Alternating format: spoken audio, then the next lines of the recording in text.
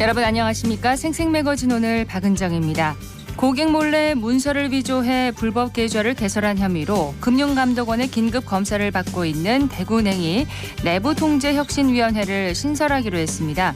새롭게 꾸려지는 내부통제혁신위원회는 기존 내부통제위원회를 발전시킨 개념으로 보다 엄격한 내부통제를 하기 위해서 외부 인사를 추가로 영입할 계획인 것으로 알려졌습니다. 금융은 신뢰를 바탕으로 하는 산업인 만큼 종사자들에게는 그 어느 직종보다 높은 도덕성이 요구됩니다. 비자금 조성과 채용 비리에 이어서 고객 계좌 불법 개설까지 대구은행이 지역민들을 실망시킨 적이 한두 번이 아닌데요. 이 구멍난 시스템을 메워서 시장의 신뢰를 회복하겠다는 약속. 이번에는 제대로 지킬 수 있을지 다시 한번 지켜봐야겠습니다. 8월 28일 월요일 생생매거진 오늘입니다. 먼저 안동과 포항 울릉 연결해서 그곳의 소식과 날씨 듣겠습니다. 안동입니다. 오늘 안동을 비롯한 경북 북부권은 저기압의 영향으로 대체로 흐리겠습니다. 내일은 북부 내륙에 최대 80mm의 비가 내릴 걸로 예상되는 가운데 곳에 따라 오늘 저녁부터 비가 먼저 내리는 곳도 있겠는데요. 낮 기온도 안동 28도, 봉화 27도에 머물면서 어제보다 기온이 조금은 내려가겠습니다. 당분간 습한 날씨 탓에 지치기 쉬운데요. 이럴 때일수록 식사 거르지 마시고 건강관리에 신경 써주시길 바랍니다. 전국 공무원 노동조합 안동시 지부가 내일 임시총회를 열고 조합원들의 의견을 물어 민주노총과 전국 공무원 노동조합 탈퇴를 결정하는 투표를 진행합니다. 이번 투표는 안동시청 전체 조합원 수의 절반이 넘는 876명이 임시총회 개최를 요구해 결정됐는데요. 이 같은 안동시청 노조 움직임에 전공노 경북지역 본부는 지난 25일부터 오늘까지 안동시청 정문 앞에서 안동시 지부를 규탄하는 집회를 열겠다는 집회 신고를 했습니다. 내일 임시총회 결과 조합원 과반 참석에 찬성 3분의 2가 넘을 경우 탈퇴가 결정되고 다음 날인 30일 단독 노조 설립 신고에 들어갈 걸로 보이는데요. 이렇게 될 경우 안동시 공무원 노조는 상급기관 없는 시 자체 단독 노조로 활동하게 됩니다. 이번 안동시 지부의 탈퇴 성사 여부가 전례가 돼 연쇄적인 민주노총 전공노 탈퇴를 불러올 수 있는 만큼 2년 전 원주시 지부에 이어 두 번째로 탈퇴가 이루어질지 전국적으로 관심이 집중되고 있습니다. 지금까지 안동이었습니다.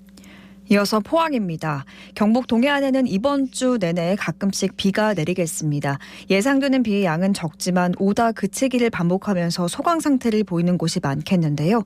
외출하실 때 비가 내리지 않더라도 이번 주는 우산 꼭 챙겨주셔야겠습니다. 오늘은 낮 기온 27도까지 오르면서 평년 수준을 보이겠지만 더위가 완전히 누그러진 건 아닙니다. 내일은 다시 30도까지 오르겠고 당분간 이렇게 기온이 오르고 낮아지기를 반복하겠습니다. 철제 구조물로 이루어진 포항 죽도 어시장 공영주차장 4층에서 어제 1톤 화물 트럭이 난간을 뚫고 추락해 행인 등 13명이 중경상을 입었습니다. 사고가 난 주차장은 지상 5층 형태의 건물로 건물 사방이 막힌 벽체가 아니라 개방된 형태의 철골 구조물인데요. 이 주차장 건물 바로 아래 문어와 오징어 등을 파는 가게와 회센터 건물이 밀집해 있어서 피해가 컸습니다.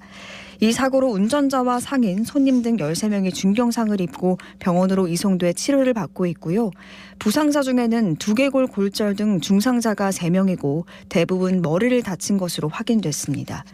소방당국은 사고 차량이 상가 지붕 위로 떨어지면서 무너진 건물 잔해 등에 상인과 손님들이 부상을 당한 것으로 보고 있고요. 경찰은 병원으로 이송된 60대 사고 차량 운전자의 치료가 끝나는 대로 CCTV와 주변 차량 블랙박스 등을 확보해 차량 결함과 음주 여부 등 모든 가능성에 대해 조사할 방침입니다. 지금까지 포항이었습니다. 이어서 울릉입니다. 울릉도와 독도는 시간당 1mm 미만의 약한 비가 내리다 그치고 구름 많은 하늘 보이고 있습니다. 현재 온도는 28.2도, 습도는 92%로 체감 온도는 30도 내외로 후덥지근한 날씨 계속 이어지고 있습니다. 동해중부 안쪽 먼바다에는 북동에서 동풍이 불며 바다의 물결은 1에서 2.5m로 비교적 높게 일겠습니다. 오늘 해상에 안개가 끼며 비가 내리겠는데요. 항해나 조업하시는 분들은 해상 안전에 각별히 유의하시기 바랍니다. 오늘 여객선은 정상 운항합니다. 경상북도 최초 해양쓰레기 전문수거 운반선인 경부 0726호가 울릉도 독도 해역을 누비게 됩니다. 국내 1호 친환경 하이브리드 선박이 지난 25일 울릉군 북면 현포항에서 취항했는데요. 131톤급인 이 선박은 울릉도 독도 해역을 오가며 해양쓰레기를 수거합니다. 경부 0726호는 울릉도 독도 해양 쓰레기는 물론 섬 지역 쓰레기를 수거하는 환경정화 운반선인데요. 그동안 민간에 위탁해 옮기던 섬의 지파 해양 쓰레기도 직접 옮기고 더불어 해양 환경 보존, 해양 오염 사고 방제 작업 지원, 해난 사고 예방 및 구조 등의 역할을 함께 수행합니다. 최대 승선 인원은 24명이며 선장, 기관장 등 7명이 선박 운항을 책임지는데요. 친환경 하이브리드 선박은 자동차처럼 고속으로 갈 때는 디젤 기관, 저속이나 근거리일 경우에 전기 모터를 사용합니다. 경부 0726호의 선명이 의미가 있는데요. 독도의 해돋이 시간에서 착안해 지어진 이름으로 독도는 우리나라의 해돋이가 시작되는 곳이며 1월 1일 공식 일출 시간이 오전 7시 26분으로 일출과 함께 바다를 깨끗하게 청소하는 동해바다의 일꾼이라는 의미가 담겨져 있습니다. 앞으로 이름처럼 의미 있게 경부 0726호가 울릉도 독도 해양 쓰레기를 수거 운반과 함께 동해안 연안 지역의 오염 사고에 대응해 깨끗한 해양 환경을 조성해 나가기를 기대합니다.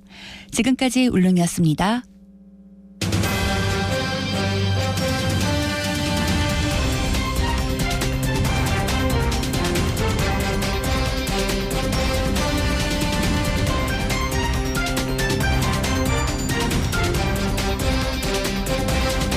민선 8기 출범과 함께 활동을 시작한 대구시 원스톱 기업투자센터가 지난 1년 동안 4조 원이 넘는 투자 유치를 이끌어내면서 지역 경제에 활기를 불어넣고 있다는 평가를 받고 있습니다.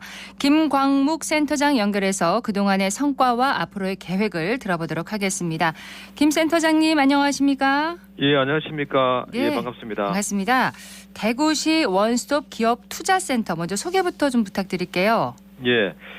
우리시 원스톱 기업투자센터는 작년 7월에 민선 8기 출범 직후에 조직 개편이 있었는데 그때 이제 설치가 되었습니다. 예. 그리고 이어서 10월에 센터장 직급이 상향이 되고 투자 유치가를 이관을 받았습니다.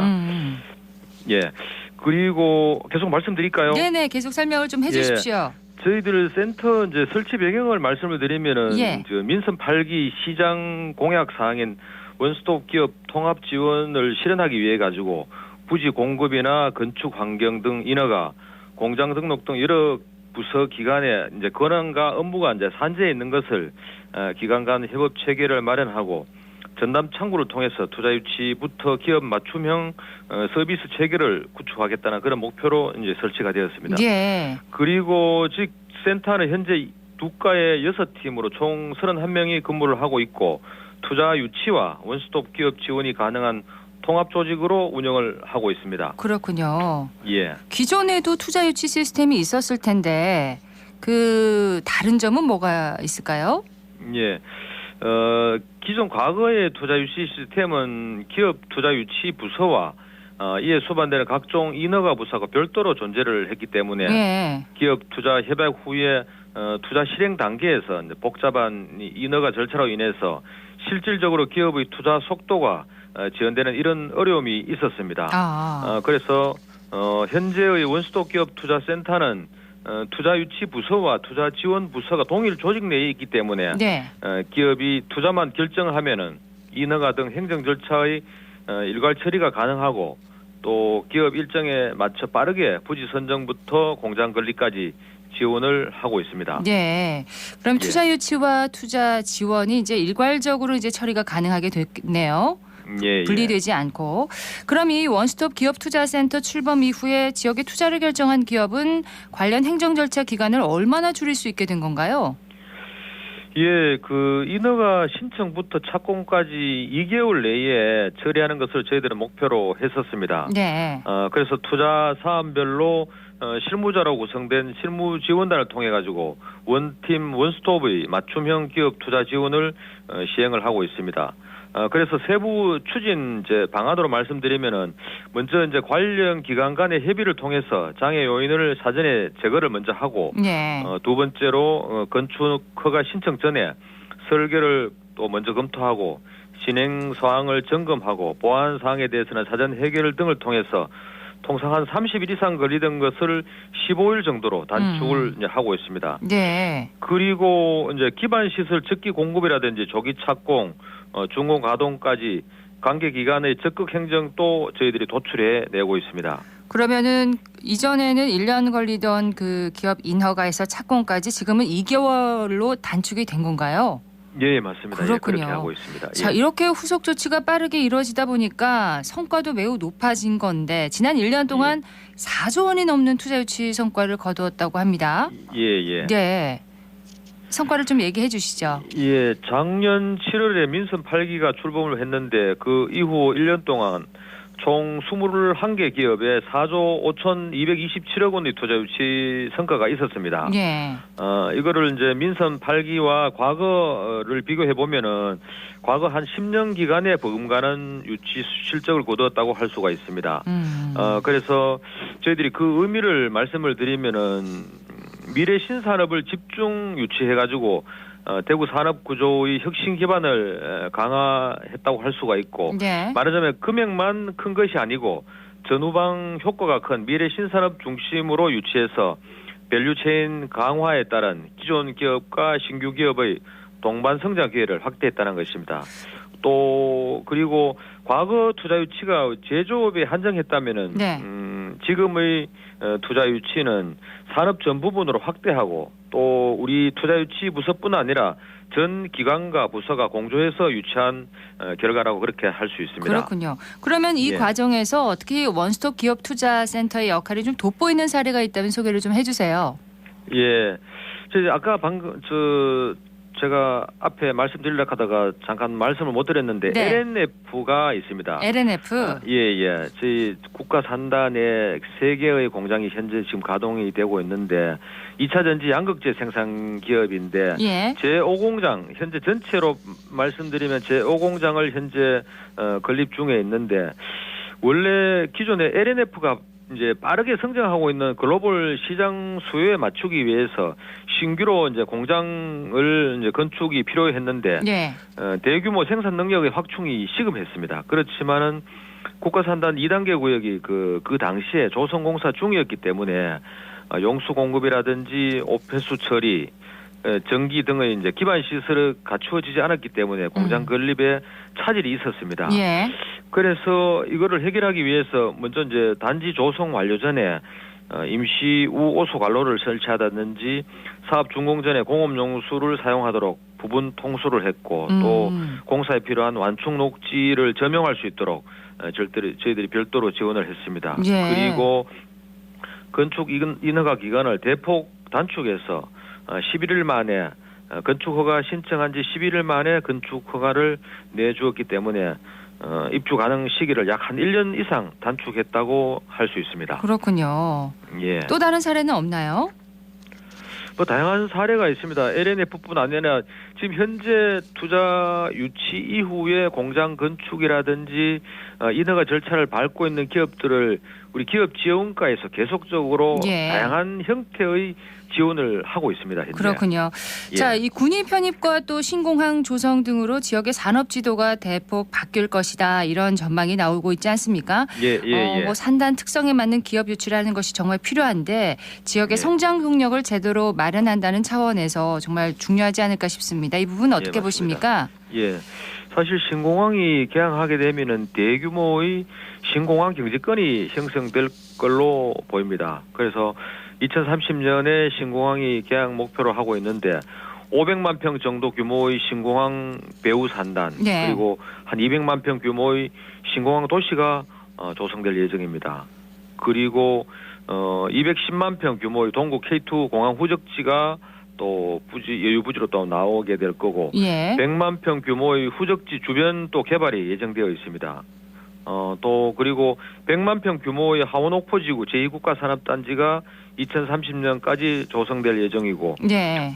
군부대 이전에 따른 후적지 한 100만 평 이상 또 이제 활용이 가능한데, 이러한 대규모의 유치 부지가 만들어지는 것에 맞추어서 효과적인 기업 유치를 위해서 저희들이 준비를 하고 있습니다. 그렇군요. 예, 그게 이제 대기업과 글로벌 기업을 효과적으로 유치하기 위한 유치 전략을 올 지금 8월부터 올 11월까지 산업 분야의 전문 컨설팅 기관과 협업을 해서 수립을 하고 있는데, 주요 내용은 입지별로 산업별로 특화 유치 전략을 이제 먼저 수립하고, 그리고 중점 유치 대상의 대기업과 글로벌 기업을 선정을 해서 접촉선을 이제 확보할 예정입니다. 예. 그래서 이런 접촉선이 확보되면은 올 12월부터 본격적인 유치 활동을 할 계획으로 있습니다. 자, 그렇다면은 그 기업 쪽에서 볼 때는요, 대구의 예. 투자 환경 뭐 이렇게 좀 장점이 있어야 되지 않겠습니까? 예, 맞습니다. 대구의 투자 환경의 어떤 대구만의 특징은 뭐가 있을까요? 예. 사실 말씀드리면은 대구의 투자 여건은 매우 좋다고 할 수가 있습니다.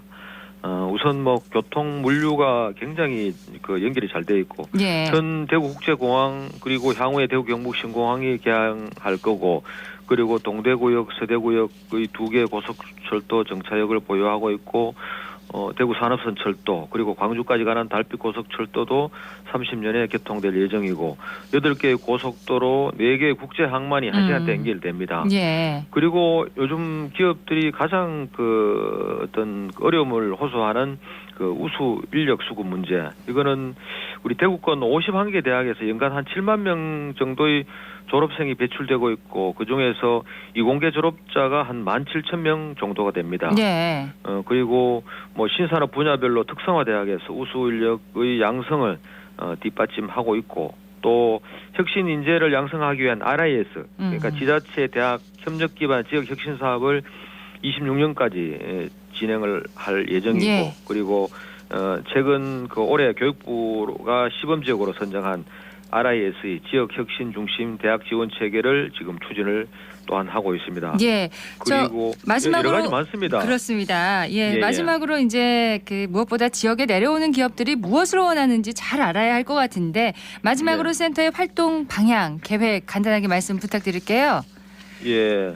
저희들은 그 기업이 가장 그 좀 지역에 내려오기를 주저하는 우수 인력 수급 문제, 예. 이거를 지역에서 어떻게든 지역에서 육성되는 그런 그 우수 인력들이 여기로 이탈하지 않고 지역 내의 기업들과 그 협업해서 잘 지역에 안착할 수 있는 그런 거를 저희들이 고민하고 또한 해결해 줘야 되지 않나, 그렇게 생각을 하고 있고요. 예. 그리고 기업들이 대구에 투자하고자 하는 기업들이 이 대구가 어떤 지역인지 잘 모르고 있는 기업들이 많습니다. 그렇죠. 저 유치 상담을 해보면 그 기업들이 대구에 대한 좋은 투자 환경 여건을 잘 알 수 있도록 저희들이 홍보하는 문제, 이런 거를 계속해 나가겠다는 그런 저희들 계획을 말씀드립니다. 네, 원스톱 기업 투자센터의 활동 또 역할 기대하겠습니다. 오늘 말씀 고맙습니다. 예, 감사합니다. 네, 지금까지 김광묵 대구시 원스톱 기업 투자센터장이었습니다.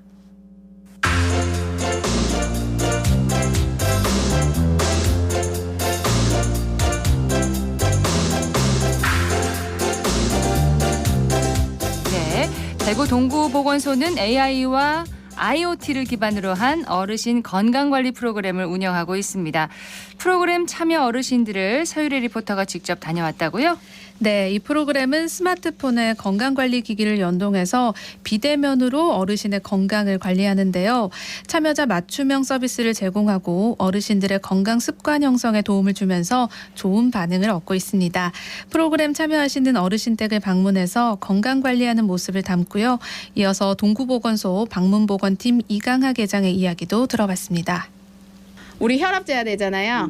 플러스 버튼 누르고 혈압 누르고 혈압계 연동. 너무 빠르세요, 아버님. 이제 커프 감으실 때는 이렇게 1, 2cm 띄우시고 마음 편안하게 숨 편안하게 쉬시면서 재시면 됩니다. 벌써 오늘 미션을 2개를 완료를 했어요, 아버님. 자, 이렇게 뜨면 그대로 체열해 봅시다. 숫자 185 떴잖아요. 네. 당뇨 있으신 분들은 200만 딱 지켜주시면 돼요. 사실은. AI IoT 기반 어르신 건강관리 사업은 보건소에서 수행하고 있는 방문 건강관리 사업에 AI IoT 기술을 접목한 어르신 건강관리 사업입니다. 건강증진 서비스에 대한 접근성이 떨어지는 어르신들에게 손목 활동량계, 블루투스 체중계와 같은 스마트 디바이스를 제공해드리고 대상자의 건강정보, 활동정보를 스마트폰을 통해 전송받아 비대면으로 개인별 건강관리 서비스를 제공하고 있습니다. 현재 307명의 어르신들이 참여하고 있습니다. 대부분의 어르신들이 적극적으로 스마트폰을 활용해서 건강관리를 받고 있으며 많은 분들께서 그 AI IoT 기반 어르신 건강관리 사업에 참여하게 해줘서 고맙다는 말씀을 자주 하시는데요. 하지만 이제 스마트폰이나 스마트 디바이스를 다루는데 어려움이 있다는 어르신도 계십니다. 그러나 이제 모두들 건강관리에 대한 관심만큼은 매우 높습니다. 스마트폰으로 개인의 그 건강 관리를 할 수 있는 시스템인 것 같은데, 근데 이거 스마트폰을 좀 제대로 다룰 수 있으셔야 되잖아요. 어려워하지는 않으셨나요? 네, 제가 방문한 곳에는 이 부부가 함께 비대면 건강관리를 하고 계셨는데요.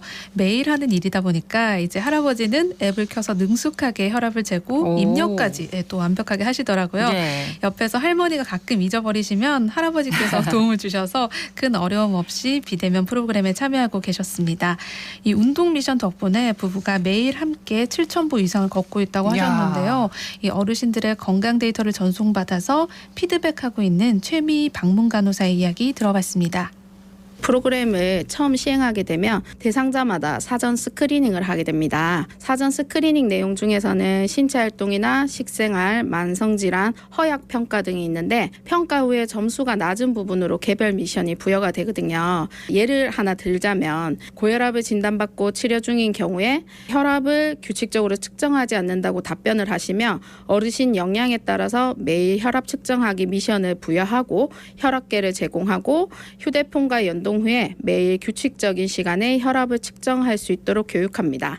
기존의 방문 건강 관리 사업은 방문 간호사가 대상자 집에 직접 가서 일방적으로 이제 서비스를 제공하는 방식이라면 이 프로그램의 경우에는 이제 대상자가 집에서 휴대폰과 디바이스를 활용해서 건강 측정 및 관리를 해주시면 저희가 모니터링을 하고 피드백하는 방식이기 때문에 양방향적이라고 볼 수 있습니다. 어르신들은 본인의 건강에 관심을 더욱더 가지고 노력하심으로 건강관리 부분에서 일단 효과가 더 좋다고 생각이 됩니다. 방문 간호사들 입장에서도 대상자가 휴대폰과 디바이스를 적응을 해서 건강관리를 잘 해주시면 직접 방문할 대상자가 줄어서 업무 효율성도 높아진다고 생각합니다. 개개인마다 이제 해야 할 미션이 다르겠네요. 네, 그 맞습니다. 미션 수행률은 어느 정도가 되나요? 네, 미션마다 차이는 있지만 현재는 평균 미션 수행률이 70에서 75% 정도 된다고 꽤 합니다. 높네요. 네, 꽤 높죠. 프로그램을 처음 시작할 때는 근데 이 수행률이 50%도 채 되지 않았다고 해요. 하지만 모니터링과 피드백 또 어르신들을 향한 지지와 격려를 통해서 미션 수행률이 많이 상승했습니다. 최 간호사는 프로그램이 끝나도 어르신들이 그동안 형성한 건강 습관을 잘 유지하시기를 당부했습니다. 중요하죠. 맞습니다. 참여 어르신들에게 비대면 건강관리에 대한 이야기 들어봤습니다. 내 이름은 이판영 44년생. 우리 집 사람은 이순기 50년생. 영화한 지 한 3, 4개월 됐어요. 처음엔 약간 의식했는데도 그래도 무조건 하니까 숙달 되면 딱 괜찮고 뭐 이렇게 케어를 받으니까 너무너무 좋아요. 이 혈압은 내가 매일매일 재고 그런 것도 매일 이거 입력을 하고 그 체중은 재기는 매일 재도 보내는 거는 일주일에 한 번씩 가서 님한테 보내거든. 혈압도 알고 체중도 알고 밑볼을 거는지 그것도 알니까 내 자신이 스스로 케어도 할 수 있고 그래 뭐 여러 가지 좋아요. 그러다 하면서 또 저희 간호사님이 하면서 또 이래 전화도 한번 해가 케어를 해주니까 너무 좋아요.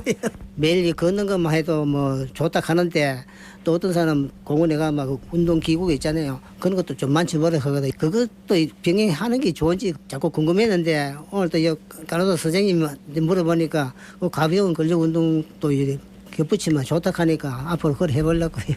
주위에도 이래 혼자 살고 있는 분들이 많거든. 보면 걱정이 돼요. 그렇다고 해서 내가 뭐 나머지 문 두드리고 그걸 할 수는 없고 이런 서비스를 여러 사람들이 같이 이래 받았지만 기분도 좋을 것 같고 내 혼자 받는 거 이것도 덜 미안할 것 같고 네, 그렇습니다. 알기만 알면 요거 진짜 간단하고 진짜 좋더라고. 내가 당뇨가 있기 때문에 혈당 이거 재는 거 매일 재긴 해. 식사에 대해서 관리를 하고 운동을 열심히 하고 그런 면이 많지. 앞으로 더 많은 어르신들이 프로그램에 참여해서 간편하고 효율적으로 건강관리 해보시면 좋겠습니다. 네, 서유리 리포터 잘 들었습니다. 네, 고맙습니다.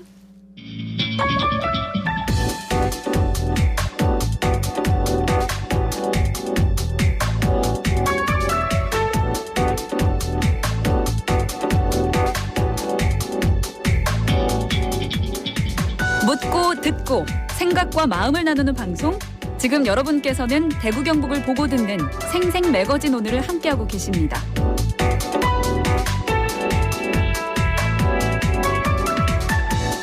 월요일 생생 매거진 오늘 함께하고 계십니다. 11시 30분 지났습니다. 기자의 눈으로 지역의 현안과 이슈를 들여다봅니다. 매일신문 최원영 기자와 함께합니다. 안녕하세요. 네, 안녕하십니까. 네, 오늘 어떤 얘기 해볼까요? 예, 대구 경북 최대 현안이죠. 대구 경북 신공항에 대한 구체적인 밑그림이 공개가 됐습니다. 예. 예, 국토교통부가 지난 24일 이 신공항이 건설 예정인 민강공항 이 부분에 대한 이 사전 타당성 검토 연구 용역 결과를 발표를 했는데요. 이 내용 한번 짚어보겠습니다. 사업비만 해도 어마어마하더라고요. 맞습니다. 이 민강공항 건설에 무려 2조 6천억 원 가량의 사업비가 소요될 것으로 추산됐는데요. 예. 이게 당초에 대구시가 기본 구상안에서 예상했던 1조 2천억 원보다 2배 가까이 늘어난 겁니다. 2배가 넘네요. 예, 이 군공항을 포함을 하면 이 총 사업비가 무려 11조 4천억 원이나 되는 천문학적인 규모입니다. 네. 사업비가 2배 가까이 늘었는데도 그런데 경제성은 오히려 타당성이 있는 것으로 분석이 됐는데요. 대구 경북 신공항의 비용 대비 편익 비율, BC 비율이라고 하는데 이게 1.03으로 나왔습니다. 이 값이 1 이상 되면 이 사업의 경제적 타당성이 있는 것으로 판단을 하는데요. 이 항공 인프라 분야에서 이 비율이 1 이상 나온 것은 이례적인 걸로 평가가 됩니다. 쉽게 1을 넘길 수가 없나 보네요. 맞습니다. 예. 비용 대비 편익 비율이 1을 넘길 수 있었던 이유 네. 어디에 있을까요? 네, 보통 이 공항을 만들면 이 사업 타당성을 낮추는 가장 큰 요인이 돈이거든요. 막대한 사업비입니다. 그렇죠. 그런데 대구 경북 신공항의 높은 경제성이 이 군공항 그리고 민간공항의 사상 첫 통합 이전이란 요점이 큰 영향을 미쳤습니다. 통합 이전. 예, 경제성을 높이는 데 큰 영향을 미쳤다는 거죠. 이 대구 경북 신공항 건설에 필요한 사업비 중에서 역시 가장 큰 몫을 차지하는 거는 토목공사비 같은 이제 기반 시설 비용인데, 요게 이제 기부대 양려 사업으로 진행되는 이 군공항 건설 사업에 포함이 됩니다. 그래서 이제 정부의 재정 부담이 상당 부분 줄어든다는 뜻입니다. 또 하나 중요한 점이 이제 활주로 길이잖아요. 네. 이게 많은 관심을 모았는데 네. 이게 어떻게 정해졌나요? 이 활주로 길이라는 게 공항의 급을 나타내는 굉장히 중요한 지표라서 이번 발표에서도 큰 주목을 받았는데요. 이번 국토부의 연구 용역 결과에서 대구 경북 민간 공항 활주로 길이가 3,500m로 설정됐습니다. 3,500m. 예, 이게 그동안 대구시가 줄기차게 요구했던 3,800m보다는 한 300m 정도 짧아졌는데 이 가덕도 신공항 활주로 예정 길이와는 같은 수준입니다. 이 활주로 3,500m는 이 국내에 취항한 모든 여객과 이제 화물 항공기에 이착륙이 가능하다는 게 이 국토부와 대구시의 설명인데요. 네. 활주로 길이 3,800m는 최대 이륙 중량 397톤 화물기 기준으로 한 활주로 길인데요. 근데 이 기종은 이미 지난 2009년에 단종이 이미 됐고 지금 운행하고 있는 것의 중량의 96%만 채우면 3,500m 활주로에서도 이제 이륙이 가능하다라는 설명입니다. 예. 만약에 활주로를 3,800m로 했을 경우에는 사업비가 1,900억 원 정도 더 들기 때문에 이 경제성이 떨어졌을 거라는 게 국토부 설명입니다. 그러면 지금은 그 화물기 중에서도 3,800m를 네. 다닐 수 있는 화물기는 뭐 이렇게 이착륙을 하지 않고 있다는 거네요. 지금. 예, 그 화물기가 3,800m에서 이착륙을 할 수 있는 게 있는데 그걸 중량을 100% 안 채우고 조금만 줄이면 지금 3,500m에서 충분히 이착륙이 가능하다. 그런 얘기입니다. 그렇군요. 예. 자, 그럼에도 불구하고 활주로 길이가 이 사업 추진 과정에서 조금 더 길어질 가능성도 있다면서 이건 왜 그런가요? 대구시 설명에 따르면요. 현재로서는 항공기 개발 추세가 좀 연비를 상향하고 운항 거리를 이제 늘리기 위해서 쌍발 엔진 위주로 개발하는 추세인데 네. 이게 과거처럼 다시 사발 엔진 위주로 돌아갈 경우에는 이 활주로 길이가 좀 더 길어질 가능성도 있다라는 게 대구시 어떻게 보면 희망인데요. 네. 그리고 대구시가 이제 폭염이나 뭐 기후 변화로 이 공기의 밀도가 낮아질 경우에 이제 양력이 떨어져서 필요한 활주로 길이가 늘어날 경우에도 미리 대비를 하고 있습니다. 그래서 활주로를 300m 정도 좀 더 확장할 수 있도록 추가 부지를 확보해 놓은 상태고요. 이 대구시는 그래도 활주로가 늘어나는 게 좋기 때문에 향후 기본 계획이나 이 기본 실시 설계 단계에서 최종 활주로 규모를 막판까지 이 국토부와 협의를 할 계획입니다. 네. 신공항 시설 규모는 그럼 어느 정도 되나요? 예, 이번 용역 결과에는 이 미래 항공 수요 증가에 대비해서 공항 시설의 확장성이 필요하다라는 전문가 그리고 대구시 의견이 반영이 됐는데 이에 따라서 여객이나 화물터미널 같은 이제 공항 시설 건설이 개항 단계하고 확장 단계 두 단계로 나눠서 이 확장하는 방안이 제시가 됐습니다. 네. 우선의 여객 터미널을 보면 개항시 2030년 개항시는 이 현 대구공항 대비 한 4배 수준인 10만 2천 제곱미터에서 시작을 하고 예. 확장을 끝마치면 한 15만 제곱미터 그러니까 한 1.5배 정도 늘어나는 걸로 설계가 돼 있고요. 화물터미널의 경우에는 개항시에는 현 대구공항 대비 12배 수준인 한 9,800여 제곱미터에서 시작을 해서 네. 확장을 끝마치면 한 2만 9천 제곱미터까지 다시 3배 정도 더 규모가 커질 전망입니다. 한 번에 다 완공하는 게 아니라 네. 점점 더 확장해 나간다. 이런 맞습니다. 계획인가 봐요. 맞습니다. 예. 그리고 또 대구공항 인근에 확장 가능한 부지 한 50만 제곱미터를 더 추가로 고려하면 항공 수요가 꾸준히 늘어나도 공항 시설의 추가 확장은 계속해서 조금씩 더 가능할 걸로 예상이 되고요. 네. 용역 결과대로라면 공항 개항 30년 후인 2060년 기준으로 이 대구 경북 신공항은 인천국제공항 물동량의 약 10% 수준인 한 21만 톤의 물동량을 차지할 걸로 예상이 되고 있습니다. 그러면 개항은 2030년 예정이 가능하다는 얘기네요. 예, 지금 현재 계획으로서는 그런데요. 국토부는 2026년 7월 중에 대구 경북 신공항을 착공해서 2030년 12월에 개항할 수 있을 걸로 예상하고 있습니다. 국토부는 그리고 민간공항 건설로 전국적으로 약 5조 1천억 원의 생산 유발 효과 그리고 3만 7천여 명의 고용 등 이제 경제적인 파급 효과가 발생할 걸로 이제 내다보고 있는데요. 네. 특히 대구 경북 지역에는 약 3조 5천억 원의 생산 유발 효과하고 3만여 명의 고용이 발생할 것으로 추정되고 있습니다. 예. 이 용역 결과로는 이 지역에는 크게 뭐 나쁜 소식이 없어요. 그렇습니다. 예. 국토부의 이 신공항 계획 발표에 지역 산업계 반응은 어떻습니까? 예, 지난 4월에 이 대구 경북 신공항 특별법 통과 이후에 순풍을 타고 있는 이 신공항 사업에 대해서 지역 산업계 전반은 대체적으로 환영하는 분위기입니다. 그런 와중에도 다른 국제공항과의 좀 차별점을 좀 더 내세울 것을 주문하는 그런 상황인데요. 네.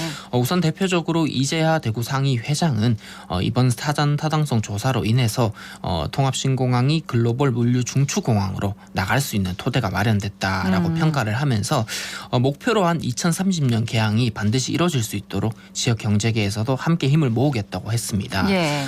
그리고 최우각 중소기업 중앙회 대구 경북 중소기업 회장 역시 이렇게 얘기했는데요. 그동안에는 뭐 미국이나 유럽 같은 먼 국가들을 잇는 인천공항이 대구에서 굉장히 멀리 있어서 해외 바이어들이 국내를 찾을 때 업체를 찾더라도 이게 인천공항으로 내리기 때문에 수도권 중심으로 찾을 수밖에 없는 구조였다라고 짚으면서 앞으로는 이 신공항 개항하면 해외 바이어 접근성과 교통 편의가 좋아져서 대구 경북 기업 입장에서는 예. 굉장히 큰 기대가 된다 이렇게 말했습니다. 그러니까요. 수출 기업들 입장에서는 기대감이 크겠어요. 예, 수출 기업들은 이 물류비 절감에서 특히 기대를 하고 있습니다. 이 수출 기업은 물류비를 대구 경북 신공항을 통해서 절감할 수 있다는 것에 대해서 가장 큰 기대를 드러내고 있는데요. 자동차 부품 그리고 금속, 섬유 등 이제 지역 근간 수출 기업 역시 이제 한 목소리로 응원을 하고 있습니다. 네.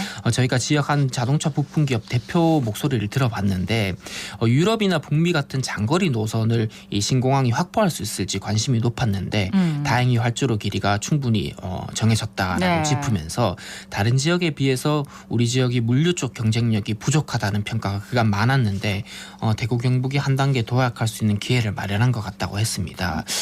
그리고 국내로 오가는 바이어들이 공항에서부터 사업 성공에 대한 좀 믿음이 생길 수 있도록 세계를 좀 압도하는 공항이 만들어질 걸로 기대하고 싶다라고 했습니다. 예. 네. 자, 그러면은 대구 경북 신공항 사전 타당성 용역 결과는 나왔고 네. 앞으로는 그러면 어떤 과정을 거치게 되나요? 네, 앞으로 이 TK 신공항 건설이 다음 달 출범 예정인 국토부의 대구 경북 신공항 건설 추진단 이 조직을 중심으로 추진이 되는데요. 다음 달 출범인가요? 네, 이게 이제 관계 부처인 행안부와 이견으로 인해서 좀 구성에 난항을 겪으면서 원래는 이달 26일 출범을 할 예정이었는데 좀 미뤄졌습니다. 예. 그래서 이제 다음 달에 출범이 좀 확정이 되면 사업 추진에도 속도가 붙을 전망인데요. 이 국토부 관계자가 매일신문과 통화해서 지금 행안부와 협의를 마무리했고 이 최종적으로 기획재정부와 예산 관련 협의를 앞두고 있다고 했습니다. 그리고 관계 부처와 주요 협의 사항은 조율 단계고 다음 달 한 중순쯤에 출범 예상하고 있다라고 했습니다. 국토부와 행정안전부 사이에 이견으로 인해서 난항을 네. 겪고 있다. 이 난항이 있다는 건 어떤 내용을 말하는 건가요? 네, 국토부가 이 대구 경북 신공항 특별법 시행일인 이제 26일 이달 26일 추진단 출범을 목표로 원래 행안부와 협의를 진행했는데 의견차가 조금 있었던 게요. 추진단 조직 규모하고 직위나 이 정원을 조율하는 과정에서 행안부는 좀 아무래도 신중한 입장 을 보이면서 예. 이 합의를 좀 도출하는 데 진통이 조금 있었습니다.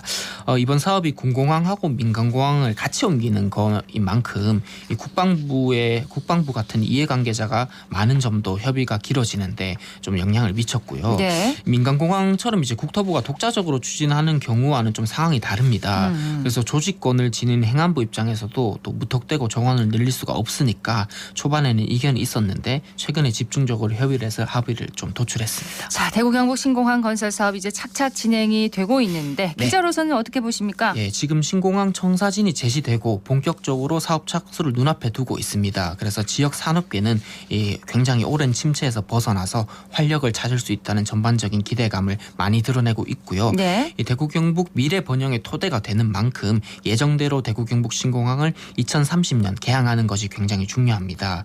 2030년 개항이 이루어질 수 있도록 대구시와 경북도 등은 물론이고 정치권하고 경제계 등이 힘을 모아야겠습니다. 예, 매일신문 최원영 기자였습니다. 고맙습니다. 감사합니다.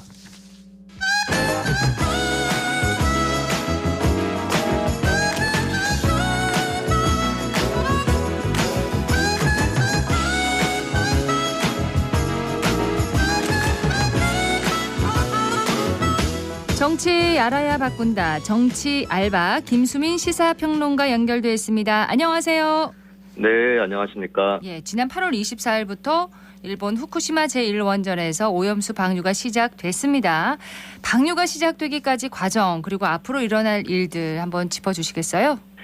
네, 일본이 방류를 하게 된 과정의 결정적인 계기를 제공한 것은 IAEA 보고서 발표였습니다.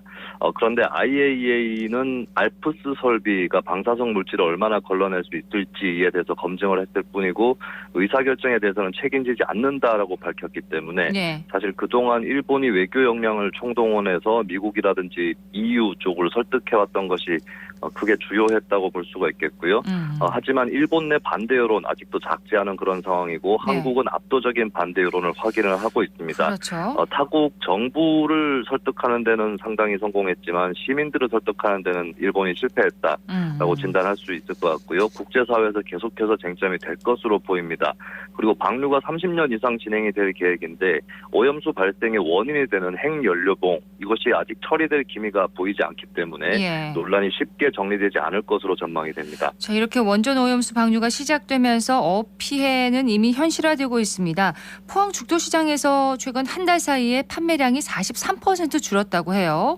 대책 마련이 필요해 보입니다. 네, 어느 정도 좀 특이한 현상인 것은 후쿠시마에서 방류가 시작된 게 지난 24일인 것이고 예. 또 이 오염수가 사실 한국 제주도까지 오는데 4년 정도가 걸립니다.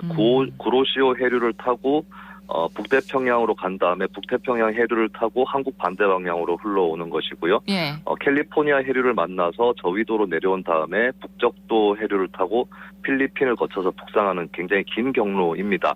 그동안의 희석 효과는 15억 분의 1 정도로 희석이 될 것으로 추정이 되고 있는데 예, 이 점에서는 이제 지금부터 뭐 경계를 한다거나 수산물 소비를 줄일 이유는 없다라고 하는 그 점도 좀 분명하게 인식이 될 필요가 있겠고요. 근데 다만 일부 바닷물이 더 빨리 들어올 개연성이 열려 있습니다. 수심이 깊은 곳은 세슘이라는 물질은 돌아오는 현상이 있는데 이것 때문에 제주는 1개월, 동해는 6개월 이내에 도착한다는 추정도 국내라든지 독일, 중국에서 나오고 있는 그런 상황이고 또 중국과 타이완에서도 1, 2년 안에 돌아올 거라는 관측도 있는 거거든요. 그렇다면은 우리가 준비를 해야 될 것이 어민 피해에 대한 보상책 준비를 해야 될 것이고요. 그리고 바닷물 모니터링이 실시간으로 디테일하게 이루어져야 된다라고 하는 측면이 분명히 있습니다. 그리고 일단 방류는 됐지만 유사시에는 일본에게 방류 중단을 요구할 수 있는 그런 외교적이고 정치적인 준비도 한국 정부가 할 필요가 있겠다라는 것이 현재 내릴 수 있는 중간 결론입니다. 이 문제가 지금 국내 정치권에서 아주 뜨겁고 첨예한 이슈가 되고 있는데 더불어민주당은 한일 정부를 이제 규탄하면서 대규모 장외 집회에 이제 시동을 걸었고요. 국민의힘은 또 괴담 선동을 한다. 이재명 대표 지키기 위한 정치 쇼다 이렇게 맞받고 있어요. 네, 일단 정부 여당은 1차적으로는 이 문제가 자신들에게 불리할 수밖에 없다. 이것을 알아야 될 필요가 있겠습니다.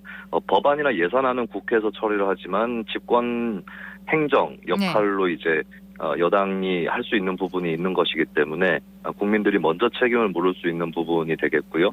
그리고 현재로 소비자가 소비를 줄여서 민피해가 발생을 하고 있기 때문에 이걸 괴담이라고 유축하는 것은 한계가 있을 수밖에 없습니다. 그렇기 때문에 정부는 바닷물에 이상이 발생하는지 철저히 점검을 해야 되고 또 유사시에 중단해달라고 일본 정부에게 요구하겠다라고 하는 것 이것을 좀 분명히 할 필요가 있겠고요. 그리고 문재인 정부도 과학적 검증을 하면 찬성할 것이다라고 했다라고 여권에서 주장을 하고 있는데 민주당 입장에서는 과학적 검증이 부족했다. 그렇기 때문에 찬성 안 하겠다라고 말할 여지가 있습니다. 그래서 전 정부나 야당에 핑계댈 수 있는 일이 아니라는 것도 유념을 할 필요가 있겠습니다. 그리고 걱정되는 부분은 원전 오염수 방류를 용인했는데 후쿠시마산 수산물 수입 왜 못하는가라고 하는 일본의 압력이 있을 수 있거든요. 이것마저 뚫리게 되면 굉장히 내년 총선에서도 타격을 입을 수 있다라고 하는 부분을 여당이 수산물까지. 유념을 할 필요가 있겠고요. 그리고 야당에서는 명심할 필요가 정부의 실패를 욕하고 싶어한다 이런 인상을 주기보다는 검증을 제대로 하도록 하고 또 이상 상황이 발생할 경우는 방류를 막는다든지 다시 되돌린다든지 하는 그 초점을 맞출 필요가 있다라는 것도 말씀을 드립니다. 그런데 이제 마침 역사적 논쟁까지 지금 끊이지 않고 있어요. 육군 사관학교가 교정안에 세워진 독립군 그리고 광복군 영웅들의 흉상을 이전한다는 계획을 발표했습니다. 지금 각계에서 반발이 터져나오고 있어요. 네, 2018년에 육사 교정에 김좌진, 홍범도, 지청천, 이범석, 이회영 이렇게 5분의 독립전쟁 영웅의 흉상이 세워졌는데요. 육사 측에서는 현재 흉상들이 독립운동이라는 특정 시기에 국한되어 있고 흉상을 철거한다기보다는 최적의 장소로 이전할 거다라고 해명을 하고 있습니다. 하지만 반대하는 쪽에서는 그중에 특히 홍범도 장군이 공산당 전력이 있어서 배제하려는 거 아니냐. 그리고 그 자리에 백선엽 장군 등의 흉상을 설치하려는 것이냐 이렇게 의심을 하고 있고 최근에 현 여권이나 보수 세력 일각에서 홍범도 비판, 백선엽 선양 이런 움직임이 있었기 때문에 좀 무관하게 비칠 수는 없다라고 보여집니다. 근데 일단 나머지 내부는 큰 논란이 없기 때문에 홍범도 장군에 대해서 일단 말씀을 드리면 홍범도 장군은 1943년에 사망을 하셨거든요. 그러니까 북한 정권에 아무 연관이 없다라고 하는 점 분명히 있는 것이고 또 북한이 김일성 우상화를 하는 과정에서 홍범도 장군에 대한 기념을 제대로 한 적이 없습니다. 반면에 대한민국은 이미 박정희 정권 때였죠. 1962년에 건국 공로를 인정을 했기 때문에 한국의 입장은 오히려 북한의 홍범도를 내주지 않겠다 이렇게 봐야 될 것 같습니다. 그리고 홍범도 장군이 소련공산당 가입을 했던 배경은 연해주 등의 그 지역적 특성을 고려할 필요가 있겠고 그때 이제 소련이 피압박 민족에 대한 지원을 한다 이런 입장이 강했기 때문에 지리적이고 또 당대 상황에 비춰서 그렇게 가입을 하게 된 것이고요. 그리고 소련 공산당 가입을 했을 때 홍범도 장군이 이미 50대였습니다. 1927년이었는데 그 뒤로 특별한 활동을 했다라고 보기는 어려울 것 같고요. 그렇기 때문에 이제 어떤 소련 공산당 경력 하나만으로 뭐 배척을 한다거나 이럴 필요가 없다라는 것입니다. 그래서 이렇게 상징물에 집착을 하다가 원래 만들어왔던 역사 해석의 합의를 깨고 사회가 분열되면 안 된다라는 점 이런 것도 같이 생각을 해봐야 될 것 같습니다. 홍범도 장군 이외에 이제 5분 전체 다 그 흉상을 지금 옮긴다는 얘기네요. 네, 그렇습니다. 그렇기 때문에 더 논란이 커져 있고 특히 이회영 장군 같은 경우는 그 후손인 이종찬 전 국정원장이 현재 광복회장을 맡고 있기 때문에 또 같이 강하게 반발을 하면서 논란이 더 커지고 있습니다. 자, 여당 일각에서는 내년 총선이 어렵다. 특히 수도권 패배 공산이 크다. 이런 수도권 총선 위기설이 나오고 있습니다. 윤상현 의원 등 일부 수도권 의원들이 위기설을 제기하는 가운데 당 주류 핵심에서는 이에 대해서 이제 불쾌감을 표하고 있는데 국민의힘 수도권 위기설에 근거가 있다고 보세요? 일단 여론조사 몇몇 지표가 나타나고 있는 부분을 살펴볼 필요가 있겠는데요. 한국갤럽이 8월 22일부터 24일까지 전국 만 18세 이상 1,000명을 대상으로 실시한 정당 지지율 여론조사가 있습니다. 예. 국민의힘 34%, 민주당 32%, 양당이 비슷한 상태가 지속되긴 하는데요. 서울 지지율만 놓고 보면 국민의힘 29%, 민주당 37%, 경기 인천은 국민의힘 29%, 민주당 34%입니다. 예. 일단은 경기 지역에 민주당의 구조적 우위가 살짝 있는다라고 볼 수 있는데 이것은 서울에 있었던 40, 50대가 집값 문제라든지 이런 것들 때문에 경기 지역으로 빠지는 흐름이 있었고 이 세대가 민주당 지지층이 많은 세대죠. 그렇기 때문에 경기도에서 좀 원래 유리한 흐름이 있었던 것이고 그러면 서울 부분은 어떻게 되었느냐 했을 때 일단 국민의힘 서울 지지율을 살펴보면 8월 1주 차에 38%였는데 8월 4주 차에 29%까지 떨어졌습니다. 국민의힘이 지난 대선에서 서울에서 이긴 바가 있는데 2030 세대 지지가 예전보다 많이 있었던 거거든요. 그런데 그 지지가 현재 모이지 않고 있는 여의치 않는 상황이다라고 하는 것이고 정권 심판 여론이 높은 것은 사실입니다. 그렇기 때문에 국민의힘이 자력으로 이를 뚫어낼 방안을 일단 찾아야 된다라고 하는 것이고요. 근데 그렇지 못하게 될 경우는 민주당이 사법 리스크 악재에 달려 있는 것 같습니다. 거기에 따라서 반사 이득을 입느냐 아니면 그 이득도 잊지 못하느냐 여기에 국민의힘 총선 성적 특히 수도권 성적이 달려 있다고 볼 수 있겠습니다. 민주당 이재명 대표 오늘로 취임 1주년을 맞았습니다. 민주당도 이 대표 사법 리스크 문제로 지금 분위기가 꽤 어수선한 상황이죠. 네, 이 대표 거취 문제도 결국 체포동의안 문제에 걸려 있는데 부결 방향으로 민주당의 당론을 잡을 공산이 높아 보입니다. 이게 이제 게임 이론 비슷하게 분석을 해볼 수 있는데 이 대표나 민주당 입장에서 최선은 영장실질심사를 받은 다음에 구속영장을 기각시키는 거겠죠. 근데 문제는 뭐냐면 삐끗하면은 이제 구속영장이 청구가 된다라고 했으니 이것은 최악의 길이기 때문에 보통 사람이 이제 최선을 지향하는 것 이상으로 최악을 방지하려고 하는 성향이 있는 것이고 그렇다면은 영장실질심사를 받지 않아도 되도록 체포동의안을 부결시키는 것 이것이 이제 민주당이 선택할 수 있는 유력한 그런 선택지가 되지 않을까 이렇게 전망이 됩니다. 자, 오늘 여기까지 들어야겠습니다. 고맙습니다. 예, 감사합니다. 지금까지 김수민 시사평론가였습니다.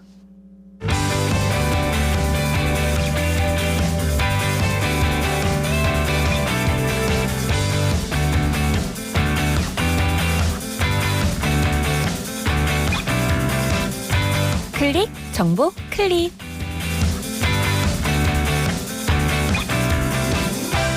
내일부터 추석 승차권 예매가 시작됩니다. 다만 내일은 고령자와 장애인이 우선 예매할 수 있고요. 30일과 31일은 모든 국민이 예매할 수 있습니다. 스마트폰 사용이 여의치 않은 고령자와 장애인분들은 전화로도 가능하다고 하네요. 9월 27일부터 10월 3일까지 7일간 운행하는 KTX와 ITX 새마을호, 무궁화호 열차는 100% 온라인 예매로 진행되니까요. 참고하시기 바랍니다.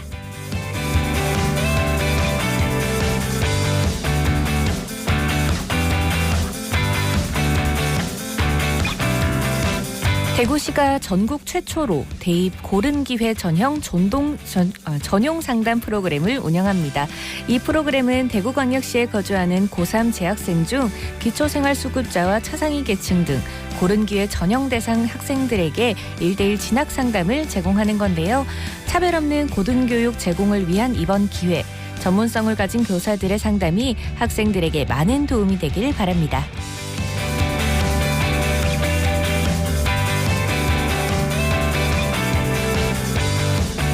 대구광역시가 지속적으로 감소하고 있는 법인 택시 운수 종사자를 확충하기 위해 정착수당을 지원합니다. 코로나19 이후 택시 운수 종사자의 이직 등에 따른 인력 부족으로 택시업계와 대구시가 대책 마련을 한 건데요. 자세한 사항은 대구시 택시 운송사업조합으로 문의하시면 됩니다. 택시업계의 인력난을 해소하고 시민들에게는 교통 편의 증진을 위한 방안을 계속해서 발굴해 나가야겠습니다.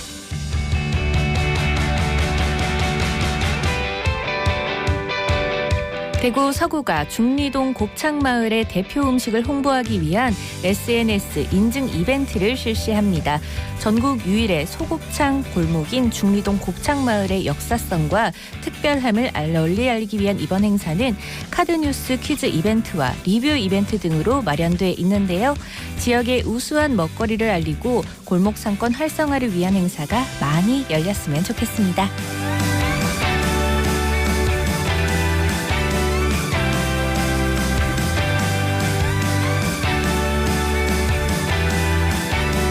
추석이 한 달여 앞으로 다가왔습니다.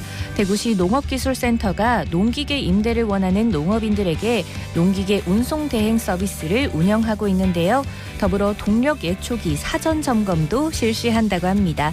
배송료는 운송거리를 감안하여 책정했다고 하고요. 배송을 원하는 농업인들은 최소 3일 전까지 농기계 임대사업소에 신청을 해야 합니다. 관련 문의는 대구시 농업기술센터로 하시면 되겠습니다.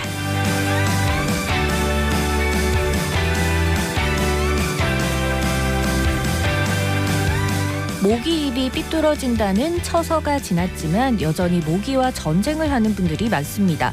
모기를 피하려면 밝은 색과 긴 옷을 입어야 하고 외부 활동 후 바로 씻어 몸에 땀이 남아있지 않도록 해야겠습니다. 또 야외 활동을 한다면 허브 오일이나 모기 기피 스프레이도 뿌려서 모기에게 물리지 않도록 해야겠습니다. 지금까지 클릭 정보 클립 윤가영이었습니다.